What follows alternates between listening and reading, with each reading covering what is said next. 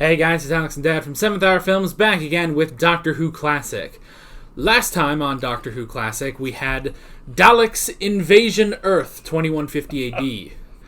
By the way, not Invasion of Earth, Invasion Earth. The movie. The movie. Oh, yeah. Yes.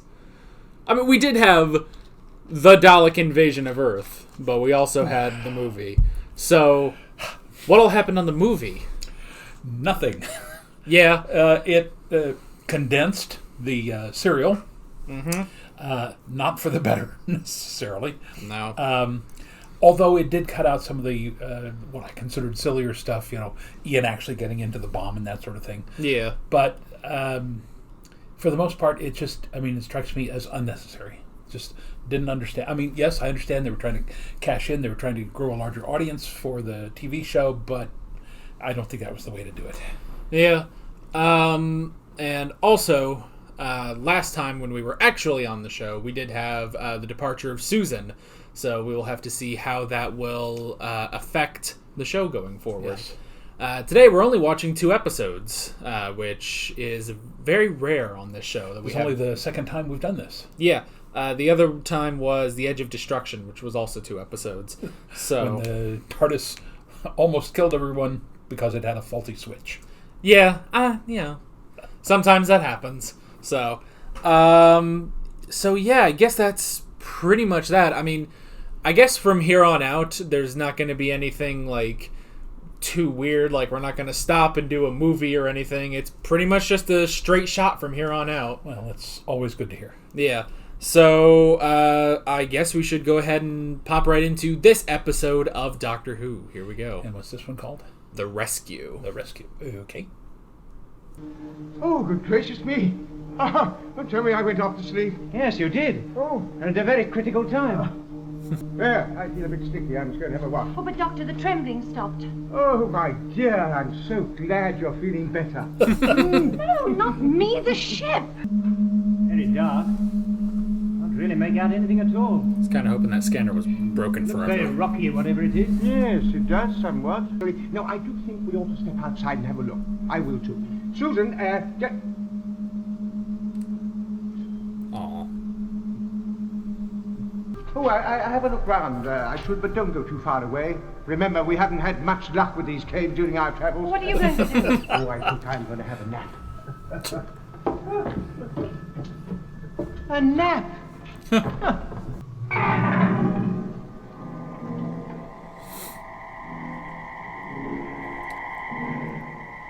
That's a lot to just hit us with.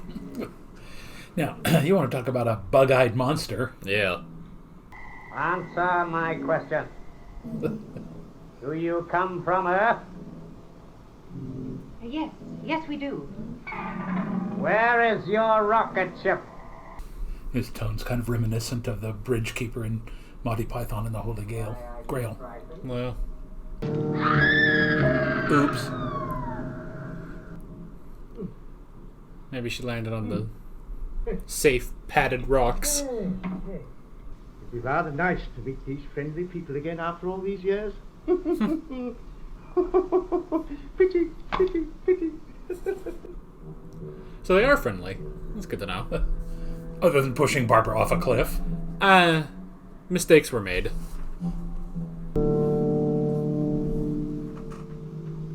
Yeah, see? Padded rocks. What could have happened to change them? I mean, like, literally anything? It's just kind of human nature. I am the only one who can save you from my people. You should be grateful. I am your only protection. Should we just go ahead and guess that he doesn't have any people and he's just screwing with them? That does seem logical. Well, I remember waking up. A thunderstorm, I thought. But it was an explosion. Then it dragged himself back. If his people killed all your crew, why doesn't he kill you? We don't know. There's always Quillian. He could stop us. He could keep me here forever. What are you looking like that for? So do we suspect she's the new companion? I'm perfectly all right. I think so. you know. I don't. Dear boy, if I press myself any hard against this thing, I should be doing myself an injury. What was that? But it's not me, is it? Shine the torch down there.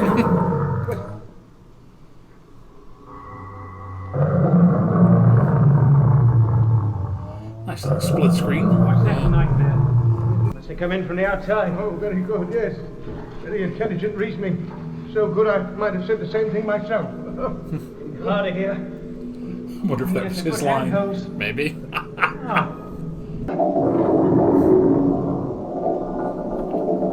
Doctor! They're pushing me towards the edge! You can stand on those. Okay. It's like a gigantic shrimp. Oh, yeah. Hang on, let's see here. Vicky, Maureen O'Brien, Bennett, Ray Barrett, Space Captain Tom, Coquillian. All right. All right, that is part 1 of the rescue. Well, jumped us right into the middle of that, and literally no exposition. Just here we are. Let's go find out what happened to these people who landed on the spaceship, and then here we are. Yeah. I mean, this is essentially the same length as like a modern Doctor Who episode. So, I mean, they can't take their time with this. They just have to get going on these two-parters. So, it is interesting though. It's like, yeah, pretty much immediately we're both like, yeah, I think he's the only guy here. It's like, oh, we never actually met the others, but he says there are more. Yeah. So, yeah. I'm actually going to turn the speakers up a little bit. Trying to make that a little easier to hear. So we're here. And grab some water. Alrighty.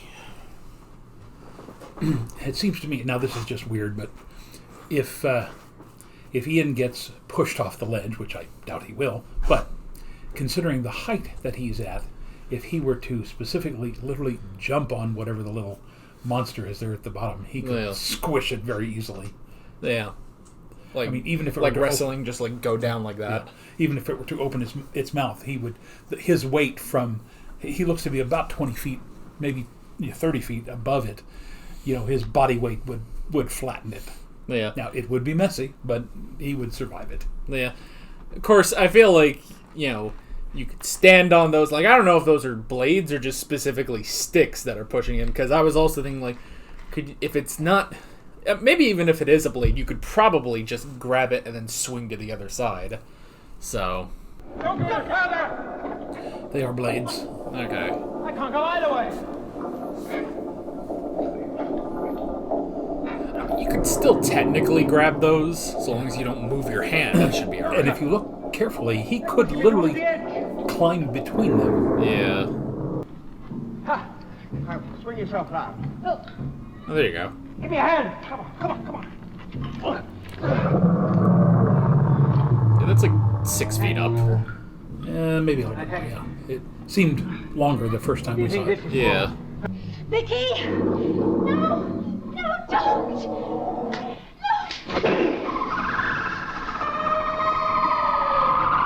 Look, he was going to attack you! Samuel never ate plants. I trained him to come here for food. You must believe what Barbara did. Try and understand, my dear, and why she did it. Just for me, eh?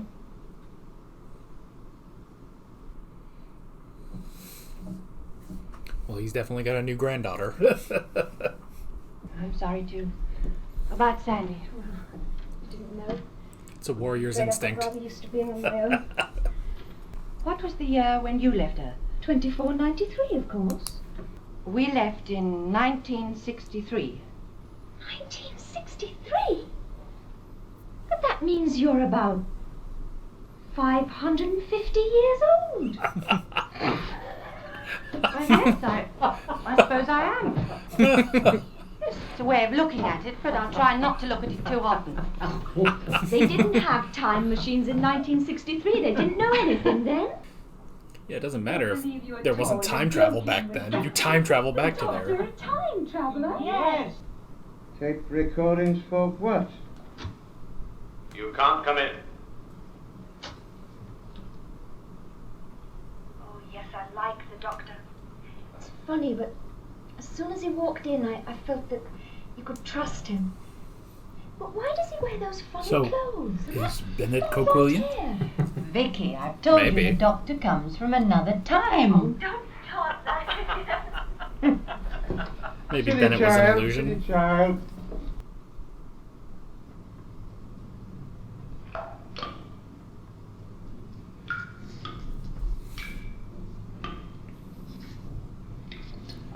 So why cut, like, where the door would open if the whole thing then opens?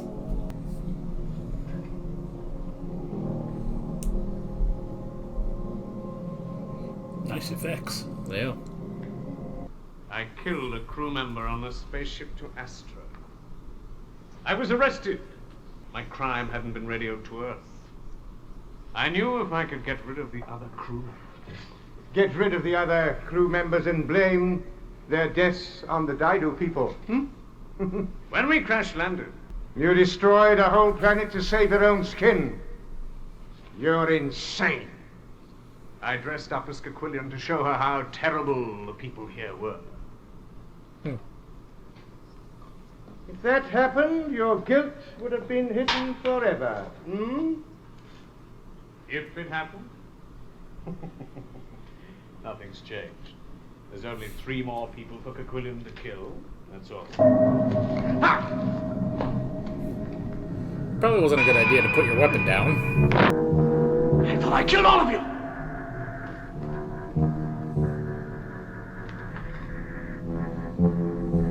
Now, are these the people of Dido or his own crewmates? I think these are the people of Dido. It's just that he was wearing a mask that whole time. Well, that worked out. Then Bennett murdered my father. Then I've got nobody. My dear, why don't you come with us? If you'll have me.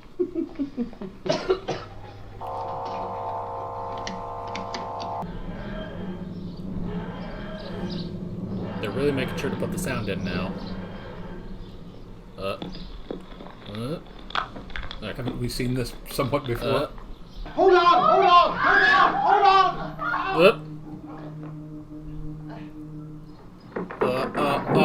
Oh no. Oh.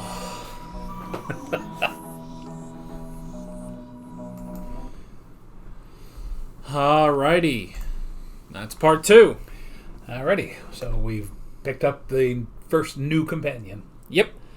First one since our original 3. So, I mean, she definitely feels like a replacement for Susan. Yeah. It'll be interesting to see if they do anything with her, unlike Susan. Being from, 24 whatever, 25, can't even remember what year she was from, but Yeah. obviously 500 years past them, so theoretically she would be more knowledgeable about, technology and everything else, but didn't certainly seem to be that way because she's very young. Yeah. So I guess we'll see that in the coming episodes. Yeah, I mean, I guess it could be the same thing of, if we went back 500 years, like, how much would we know with technology? I mean, yeah, some, but I mean, I don't know. No, but I mean, think about that.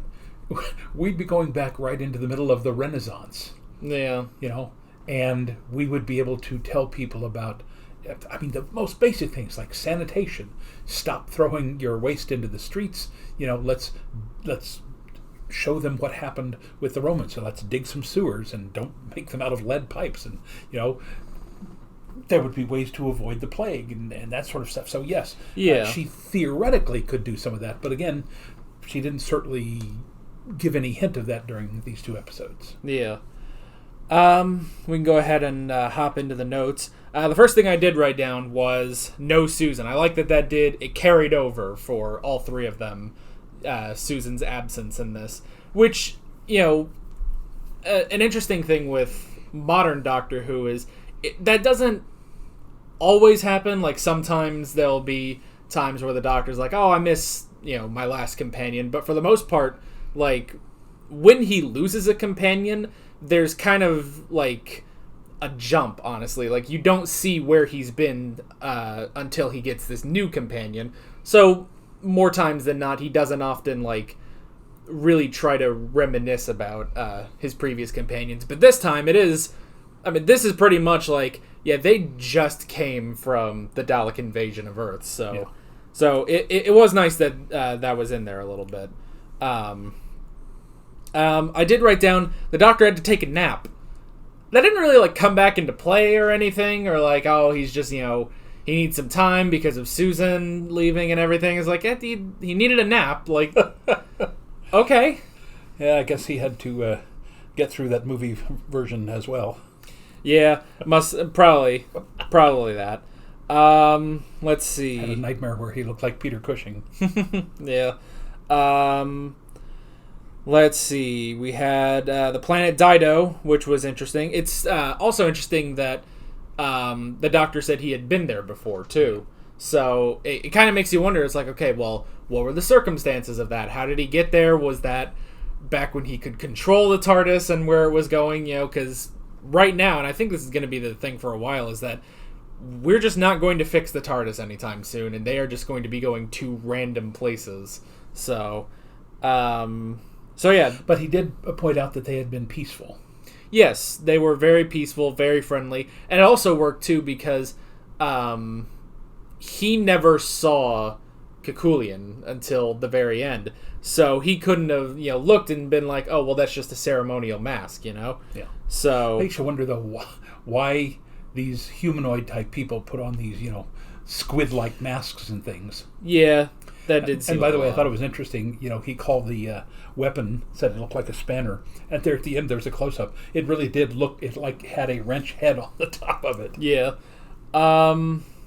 So that was interesting. It'd also be interesting if we got the people of Dido back again sometime. But I mean, they're pretty much. I think they're ready to cut off from the rest of the universe after that.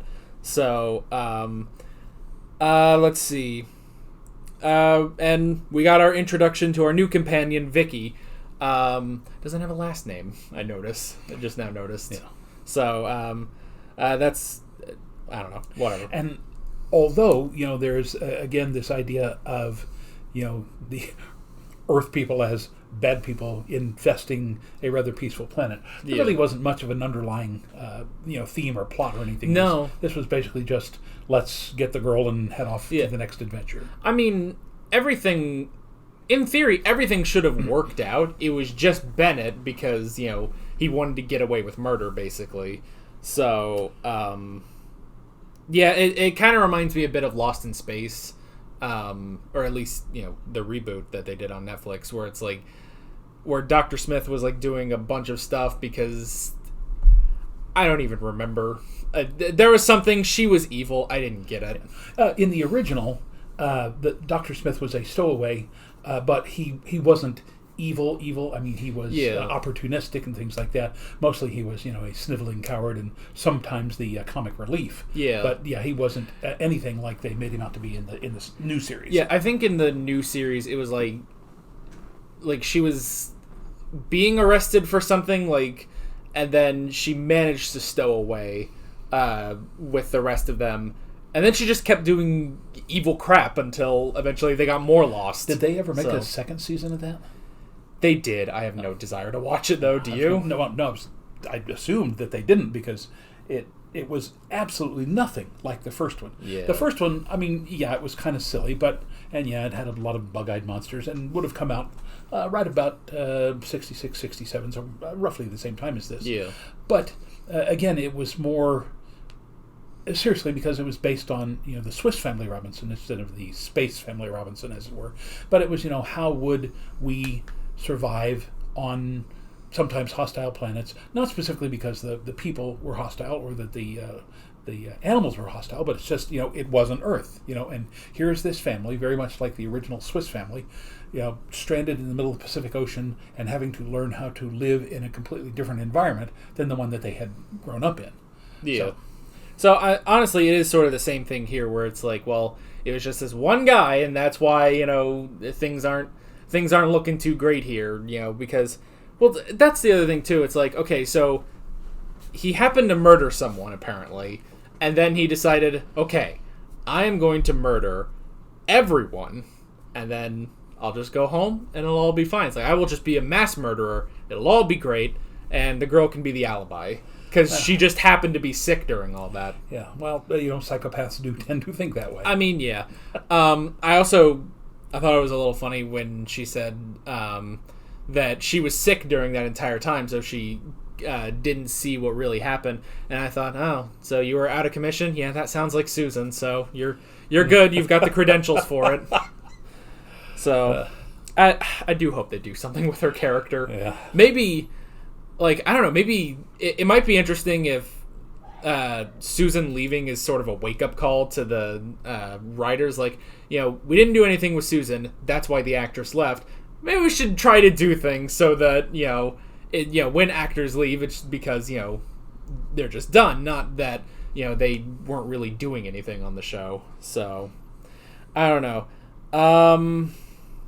We don't have a ton of notes on this one, by the way, because it's only 2 episodes, so... and not much happened. I mean, seriously. Yeah, I mean, like... And what's really interesting about that is that even though not much happened, it didn't drag. It didn't seem to be any wasted space. I mean, it was a tight little story. Yeah. They accomplished what they needed to accomplish, which was to get a new companion and, essentially, once again, reinforce that human beings can be a contagion on other planets. Yeah. So, let's see. I wrote down Kekulian. He was an interesting villain and an interesting twist as well. And it's also interesting because it says in the credits, it has both Bennett and Kekulian as, the same credit. But I don't think they did that last episode. No. So I think it must have been a different actor. Because that guy's voice as Bennett was a very deep, distinct voice. So then it's like, okay, well, Kekulian, that had to have been a different actor because he did not have that same voice. So, let's see.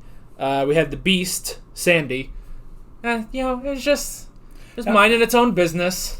Now, again, that seemed to be a bit gratuitous. Barbara didn't listen. Vicky kept saying, don't shoot him, and I realized Barbara was scared for Vicky's safety, but still, there was no need to do that. I mean, there was a lesson to have been learned there that, you don't act first and ask questions later. Yeah, that was also interesting, too, that they sort of, they kind of gloss over it a bit. It's like, well, no, Vicky is right about, Barbara shouldn't have just shot first, but even the doctor is like, well, see it from her perspective. She was afraid and stuff, and it's like, yeah, I guess I understand that, but you could wait a little bit, And I know we joke and it's like, oh, it's the warrior instinct, so. But yeah. Yeah, but that could have been a nice little teachable moment there, where Barbara's instinct, and I think Ian's instinct would have been shoot first. Yeah. But, to basically to have Vicky come out and say, hey, don't do this, because he's not threatening. He looks really threatening, but he really isn't. I've trained him to come here for food, so, it wouldn't have taken more than 30 seconds to do that, rather than kill him. Yeah, and it's not like he was particularly fast either, so, like, even if he was, there to eat Vicky or something, like, it would have been a few seconds for her to, say something, get away, and then shoot. Like, you just needed to wait a little bit. Yeah. So, let's see. We did mention Vicky is from, I think they said 2493. So, about 500 years in Ian and Barbara's future, which is interesting. Which, it's also interesting because we've never gotten, like, when Susan and the Doctor are from. They're just from some time, even like into the modern age. Like they're from Gallifrey. When? Sometime. So that's interesting. It's nice that there's like a firm year that she's from, and so who knows? Maybe we'll find that year again somewhere. Maybe we'll go to Earth in that year. So who knows? And the last thing I wrote down was it was all a ruse for Bennett and Kekulian. But yeah, I mean that's pretty much all I wrote down. Yeah. So good 2 episodes. Yeah. Definitely. And yeah, that cliffhanger at the end. Have we had that before, where the TARDIS like fell over? Now, at one point in our stroll through the first 9 Doctors, Yeah. Didn't it land on a cliff like that? I can't remember if it fell off. I think that was a 3rd Doctor story. Yeah. Where it did land on a cliff and there was like a storm happening, and the 3rd Doctor and Joe Grant, like, they got out at the last second, and then the TARDIS fell over. Yeah. And then the people on the planet brought it back up to the... Yeah. Was that... what was that? Peladon. Yeah. And that's when the Doctor says, like, it may not look like much, but the TARDIS is indestructible. So yeah. Thought that looked familiar. Yeah. But yeah, I mean, that's pretty much all I wrote down. You got anything else? I got nothing. I guess the only other thing could be like, it would have been interesting if we had maybe 1 or 2 episodes where it was just the Doctor, Ian, and Barbara. So it's interesting that they went ahead and immediately added a new 3rd companion. So, although it did seem like that they had been traveling more than just a couple of hours or a couple of days, because when Barbara and Ian were talking about what do you think Susan's doing, and he said to me, well, if I know David, he's probably teaching her how to milk cows. Well, that's not exactly the first thing you would teach a person who's, the first thing you need to do is, let's find a place to live. The Daleks are gone, but we've still got a lot of work to do. Yeah. And yes, food, clothing, and shelter are the first order of business. So it does appear that there was some time, although not specifically mentioned. And again, was the Doctor sleeping during that entire time, or did he just happen to take a nap just before they landed? We never really see the Doctor sleep, like, ever throughout the entire show.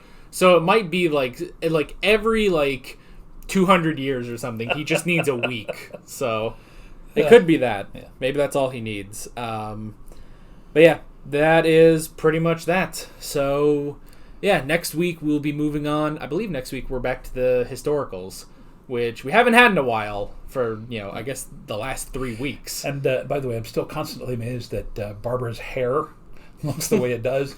Ian's suit looks like he just picked it up from the dry cleaners. Always got a clean shirt and tie on. Again, they've been at this for 1.5 years, and is there a laundromat in the TARDIS? I mean, how do they get their new clothing? Yeah. How does she do her hair? How does he get a haircut? I mean, it's just, these are things that I'm sure no one at that time ever thought of. Yeah, that's true. I mean, because I guess, the Doctor always wears the exact same thing, but there is a wardrobe on the TARDIS, and I think there might be a laundry room on the TARDIS too. But is there a place where, Barbara can get some hairspray or something? Like, I don't know. Is that a necessary function of the TARDIS? We don't know. So yeah, because the Doctor would have never needed that, No, it's just naturally that slick back hair. Yeah. So, yeah, I guess that's pretty much that. Okay. So, with all that being said, we're Alex and Dad from 7th Hour Films, and we will see you guys next time. Take care. Alright guys, thanks for watching this video. If you want to watch more of our Doctor Who classic reactions, you can click on the playlist, you can subscribe if you haven't done that already, and be sure you hit that notification bell. You can support me on Patreon and follow me on social media, links below in the description. See you guys later.